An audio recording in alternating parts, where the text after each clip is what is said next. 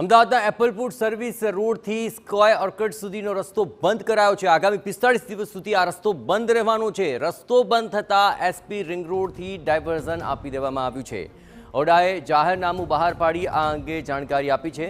30મી જૂને પડેલા 7.5 ઇંચ વરસાદથી અહીંનો રસ્તો બેસી ગયો। બોપલ, શેલા સહિતના સ્થાનિકોને તેને કારણે હાલાકી ભોગવવી પડી રહી છે।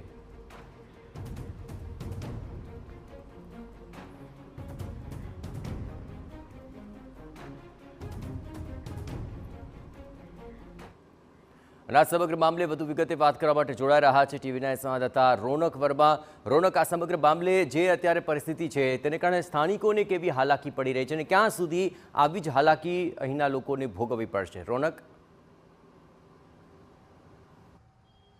જી બિલકુલથી અમદાવાદ શહેરી વિકાસ સત્તામંડળે સત્તાવાર રીતે લોકોની માફી માંગી છે અને તેનું મુખ્ય કારણ એ છે કે આગામી 45 દિવસ સુધી જે પાછલા દિવસમાં કામગીરી ન કરવામાં આવી તે કામગીરી કરવામાં આવશે। આપ સીધા જ દ્રશ્યો જોઈ રહ્યા છો બોપલ શેલા રોડથી કે જ્યાં આગળ ગત 30 તારીખે જે પ્રમાણે શહેરી વિકાસ સત્તામંડળનું કહેવું છે કે 7.5 ઇંચથી વધુ વરસાદ પડ્યો હતો અને તે વરસાદને કારણે અહીંયા રોડ બેસી જવાની ઘટના ઘટી હતી। પરંતુ જે ચોક્કસ કામગીરી કરવી જોઈએ, જે આયોજન કરવું જોઈએ વિકસાવતા પહેલા, તેના અભાવને કારણે આ તમામ જે પરિણામ છે તે જોવા મળ્યા। પરિણામે અહીંયા ભૂવો પડ્યો અને જે 30 તારીખ બાદથી તો આ રોડ બંધ જ છે। પરંતુ ગત મોડી સાંજે જે જાહેરનામું પ્રસિદ્ધ કરવામાં આવ્યું અને ઓડા દ્વારા કહેવામાં આવ્યું કે આગામી 45 દિવસ સુધી કામગીરી ચાલતી હોવાના કારણે જે રોડ છે તે બંધ રહેશે અને આ દિવસો દરમિયાન જે અહીંના સ્થાનિકો છે જે અહીંયાથી રોજિંદા જીવનમાં અવર જવર કરે છે તેમને ડાયવર્ઝન આપવામાં આવશે। પરંતુ મુખ્ય વાત એ છે કે આ એક માર્ગ એવો છે જે આગળ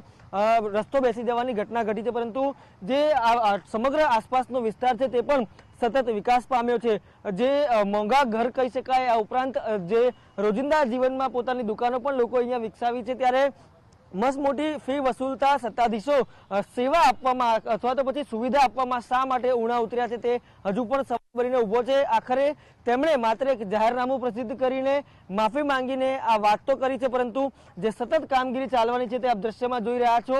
જે લાઈવ દ્રશ્યો પણ ટીવી 9 બતાવ્યા હતા તે તમામ વાતો વચ્ચે હવે આગામી 45 દિવસ સુધી આ માર્ગ મરામતની કામગીરી અહીંયા ચાલવાની છે। ગટરલાઇન સહિતની જે કામગીરી છે તે આ ભાગ પૂરતી તો થવાની છે, પરંતુ હજી ચોમાસાની શરૂઆત છે અને ચોમાસાની શરૂઆતમાં જ જે પરિણામો છે તે સતત દેખાઈ રહ્યા છે। ત્યારે મસ્ત મોટી પ્રી મોન્સૂનની વાત હોય કે પછી અન્ય કામગીરીની વાત હોય, પરિણામો સતત આપણને મળી રહ્યા છે। ત્યારે હજુ પણ આવી કેટલી માફી આગામી દિવસમાં માંગવામાં આવશે તે હજુ પણ ગંભીર પ્રશ્ન બનીને ઉભો છે।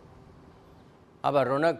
તો આપ તમામ પરિસ્થિતિઓ પર નજર રાખતે રહેજો, પણ પરિસ્થિતિ આપની નજર સમક્ષ જે છે તે દ્રશ્યો આપ જોઈને ચોક્કસપણે ખ્યાલ આવશે કે કેટલી મોટી અહીં બેદરકારી તંત્રની છતી થઈ છે।